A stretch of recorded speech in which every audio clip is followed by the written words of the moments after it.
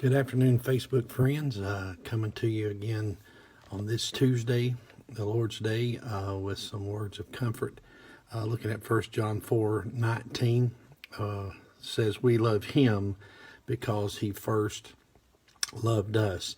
I've been asked before in my life and in the ministry why I love him, and I just thought I'd share some of those things today with you. For I love him for what he's already done. The fact of the matter is, he loved me when I was unlovable.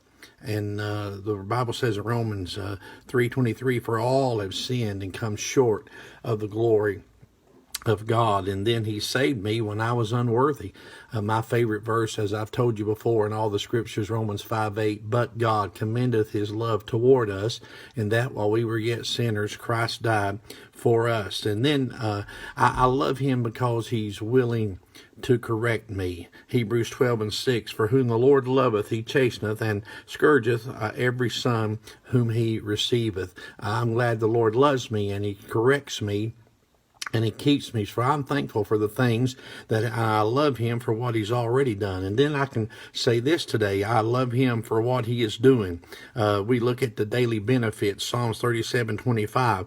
I have been young, and now I'm old, David said, yet I have not seen the righteous forsaken, nor his seed begging bread. So the daily benefits that God gives us every day of our lives to sustain us. If he feeds the birds and clothes the fields with grass, he can take care of our daily benefits. And he directs my steps.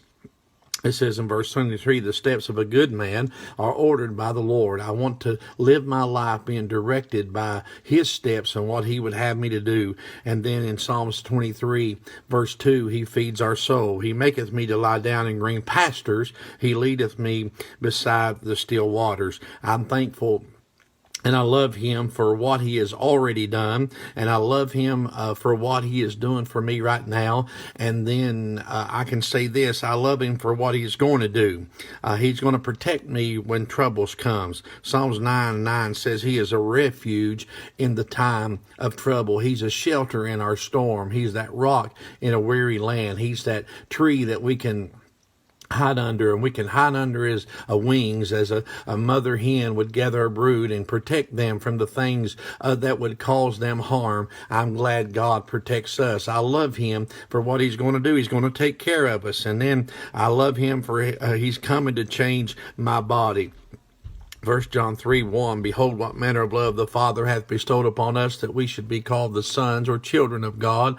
And although it doth not yet appear what we shall be, we know that when he appears, we shall be like him, for we shall see him as he is. I'm glad the writer said, the earthly house of this tabernacle be dissolved. We have a building eternal in the heavens that's not made by hand. Therefore we do groan to be clothed with our heavenly body. For as we have borne the earthly image, that we may also bear the heavenly, that we may not be found naked, but clothed in his righteousness. To be absent from this body is to be present with the Lord. Paul said to live is Christ and to die is gain. He's coming to change this body. Yes, it'll be sown in weakness, but raised in power. And I'm glad I'm going to be just like Jesus. Somebody said, what are you going to be like? I'm going to be like him, and that's good enough for me. And then he's coming to take me home.